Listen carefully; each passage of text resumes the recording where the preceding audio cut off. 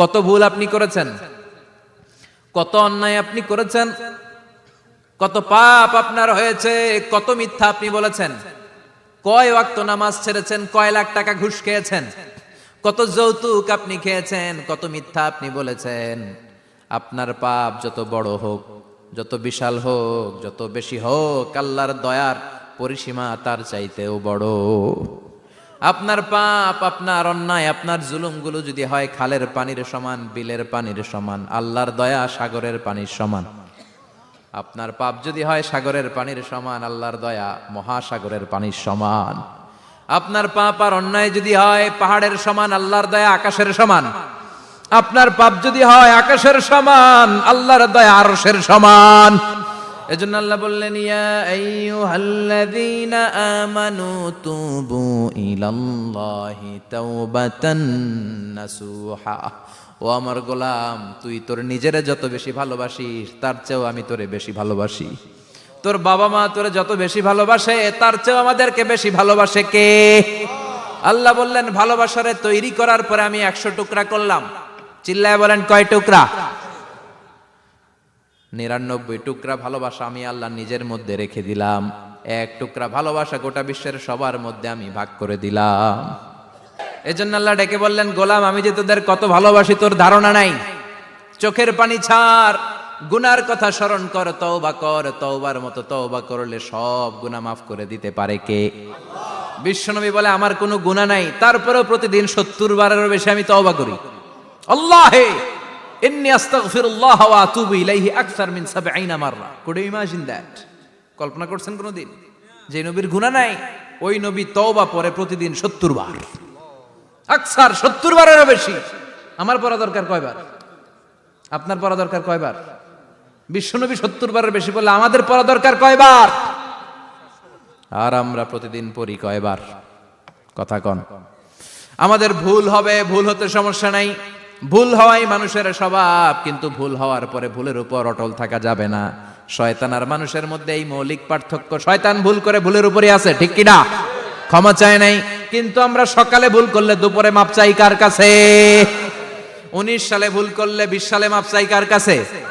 মৃত্যুর আগ পর্যন্ত আমরা ক্ষমা চাইলে ক্ষমা করে দিবে কে? সব সময় 24/7 তওবার দরজা খোলা, 2টা সময় ছাড়া। ভালো করে মনে রাখবেন, মুখস্থ ঠোঁটস্থ যেন থাকে। 2টার সময় তওবা কবুল হয় না। চিৎকার করে বলেন, কয় সময়? এক হলো বাদাল গারগারা, গরগরানি যখন আসে, মালাকুল মাউত যখন চলে আসে, মালাকুল মাউতরে যখন দেখে ফেলবেন তখন তওবা কবুল হবে নাকি? কথা কন। ফেরাউনের নাম শুনছেন? ওরা যখন আল্লাহ লোহিত সাগরে ডুবাইয়া পানি খাওয়াইতে লাগলো, পানি খাইতে খাইতে পেটটা হয়েছে এত বড়, আর পানি খাইতে পারেন। এরপর হাত তুলে কয়, আনা মিনাল মুসলিমিন। কোরআনের আয়াত, আনা মিনাল, হাত তুলে কয় আমি মুসলমান। ফেরাউন না বলে মুসলমান, আমরা যাবো কই? কথা কন। ফেরাউন হাত তুলে কয় আনা মিনাল মুসলিমিন। আল্লাহ কয়, টাইম ইজ আপ, দেরি করছস। অনেক সময় দিলাম, অনেক সুস্থ রেখেছি, ক্ষমতা দিয়েছি, দাপট দিয়েছি, তখন যদি ঘাটটা নত করে, মাথাটা নত করে একবার ক্ষমা চাইতি, ফেরাউন তোরেও ক্ষমা করে দিতাম। কিন্তু সময় শেষ হওয়ার পরে আমি মুসলমানদের অন্তর্ভুক্ত বললে কোনো লাভ হবে নাকি? আল্লাহ বলল, সময় নাই, সময় শেষ। কারণ মুসা আলাইহিস সালামের চাচাতো ভাই অনেক দাওয়াত দিল, জাকাত দে। কারণকে জাকাত দিব না, এই সম্পদ আমি কামাইছি, আল্লাহ দেয় নাই। মুসা আলাইহিস সালাম বললেন, তাহলে আযাবের অপেক্ষা কর। আযাব চলে আসলো। আল্লাহ বলেন, মুসা সেফ জোনে যাও, সরো, এখনই আযাব। ফাখাসাফনা বিহি ওয়া বিদারিহিল আরদ। পুরো ফাইয়ুমের জমিনটার আল্লাহ কাঁপিয়ে দিলেন, আর কারুনকে সহ পুরো সম্পত্তি তার জামিনের ভিতরে দাবিয়ে দিলেন। হাঁটু পর্যন্ত কারুন দেবে যায়, ভাবছে উঠে যাবে। কোমর পর্যন্ত দেবে যায়, ভাবছে উঠে যাবে। গলা পর্যন্ত যখন দেবে যায়, আর সুযোগ নাই। কয়, মুসা আমার সব সম্পত্তি তোরে আর তোর আল্লাহরে দিয়ে দিলাম, আমারে বাঁচা, আমারে সব সম্পত্তি তোর আর তোর আল্লাহর, আমারে খালি বাঁচা। চাচা আপন প্রাণ। আল্লাহ বলে, সময় শেষ। তার মানে বাদাল গারগারা তওবা কিন্তু আর কবুল হয়। এই হলো একটা। নাম্বার 2, বাদা তুলুই শামসি মিন মাগরিবিহা। প্রতিদিন চাঁদোলাতে সূর্য কোন দিক দিয়ে ওঠে? কথা কয় না? পূর্ব দিকে। কিয়ামতের আগ দিয়ে সূর্য আর পূর্ব দিকে উঠবে না, পশ্চিম দিক থেকে উঠবে। যেদিন প্রভাতে পশ্চিম দিক থেকে সূর্য উঠবে, ওই দিন থেকে তওবার দরজাটারে বন্ধ করে দিবে কে? তার আগ মুহূর্ত পর্যন্ত জীবনে যত গুনাহ করেছি, অন্যায় করেছি, চোখের পানি ছেড়ে ক্ষমা চাইলে ক্ষমা করবে কে? শয়তান আল্লাহরে চ্যালেঞ্জ দিছে, আল্লাহ তুমি আমারে জাহান্নামে পাঠাবা, আমিও তোমার বান্দা করে লয়ে একসাথে জামাতে ঢুকমু। একা ঢুকবো না, একা যাব না, তোমার বান্দাদেরকে সবগুলারে জাহান্নামী বানায়া তারপরে ঢুকমু। তোমারে চ্যালেঞ্জ দিলাম, একটারও জান্নাতে ঢুকাইতে পারবা? আল্লাহকে তুই আমার চ্যালেঞ্জ দিলি? আমি তো সব রাজার বড় রাজা, মহারাজা, আমার চ্যালেঞ্জ দেশ, এত সাহস পাইলি কই? তুই আজীবন ওয়াসওয়াসা দিয়ে পাপ কাজ করাবি, একদিন তাফসীর মাহফিলে এসে আমার বান্দা ক্ষমা চাবে, আমি মাফ করে দেবো, তুই কি করবি? আজীবন অন্যায় করবে, আজীবন পাপ করবে, জুলুম করবে, একদিন চোখের পানি ছেড়ে আমার কাছে কান্নার মতো কান্না করলে আমি সব গুনাহ মাফ করে দেব।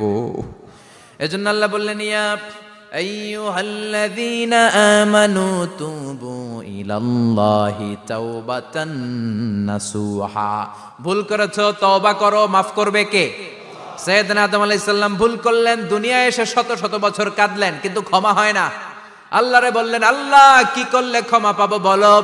ফাতালাক্কা আদামু মির রাব্বিহি কালিমাতিন ফাতাবা আলাইহি। আল্লাহ বললেন, ও আদম, তোমারে কিছু কালেমা শিখায় দেই, এই কালেমাগুলো দিয়ে আমার কাছে দোয়া করো, ক্ষমা করে দেব।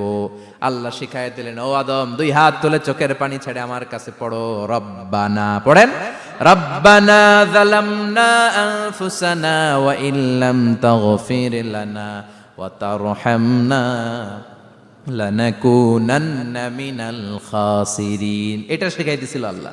আল্লাহ, আমি জুলুম করেছি, অন্যায় করেছি, ভুল করেছি, পাপ করেছি, তুমি যদি ক্ষমা না করো, ক্ষমা করার কেউ নাই, ঠিক কি না? আমরাও পাপ করলে এই দোয়াটা পড়ার দরকার আছে না নাই? 5টা শর্ত সাপেক্ষে আমাদের তওবা কবুল করবে কে? তওবা কবুল হওয়ার কিছু শর্ত আছে, 5টা। কয়টা?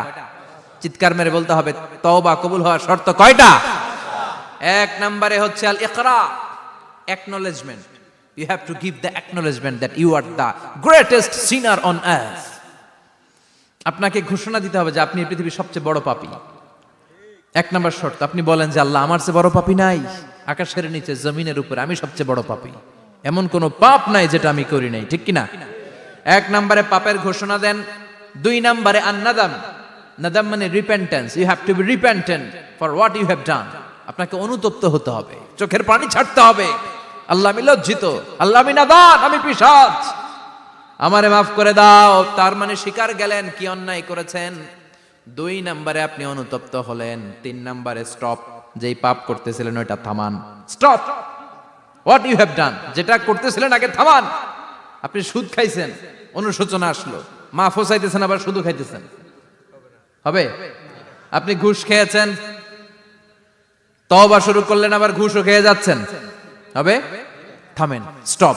3টা গেল। 4 number, to hate what you have done, ঘৃণা করতে হবে, যেই পাপটা করেছেন মন থেকে ওই পাপটাকে ঘৃণা করতে হবে। 5 নাম্বার শর্ত হচ্ছে to determine that you never repeat this sin again in your life.